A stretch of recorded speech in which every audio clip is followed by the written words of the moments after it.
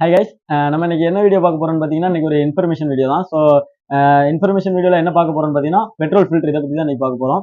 இப்போ வர BS6 எல்லா வண்டியிலுமே பார்த்தீங்கன்னா, கம்பல்சரி பெட்ரோல் ஃபில்டர் வரும். ஏன்னா, முதல்ல தான் வந்து கார்பரேட்டர் இதெல்லாம் வந்துட்டு இருந்துச்சு. இப்போ வந்து கார்பரேட்டர் கிடையாது. நமக்கு வந்து இன்ஜெக்டர், ஃபியூல் பம்ப் இந்த மாதிரி சிஸ்டம் தான் வந்துட்டு இருக்குது.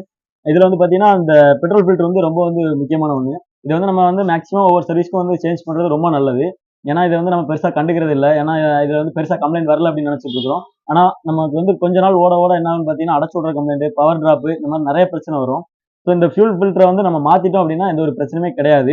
இதோட பிரைஸ் வந்து பார்த்தீங்கன்னா, அதிகபட்சமா ரூ. 130 அந்த மாரி தான் வருது. டியூக்குக்கே வந்து பார்த்தீங்கன்னாலும், பஜாஜ் டாமினார் அந்த மாரி வண்டிகளுக்குலாம் இந்த மாரி தான் வருது. இப்போ வந்து BS6ல வரதுனால எல்லா வண்டியுமே கம்பல்சரி வந்து ஃபியூல் ஃபில்டர் வருது. ஸோ அதனால வந்து இதுல ஸ்கூட்டருக்கு வந்து ஆல்ரெடி நம்ம வீடியோ போட்டிருக்கிறோம். அதையும் வேணா செக் பண்ணி பாருங்க. ஸோ அதனால நீங்க வந்து மேக்ஸிமம் சர்வீஸ்க்கு ஒவ்வொரு சர்வீஸ்க்குமே வந்து ஃபியூல் ஃபில்டர் வந்து மாத்துறது ரொம்ப ரொம்ப நல்லது.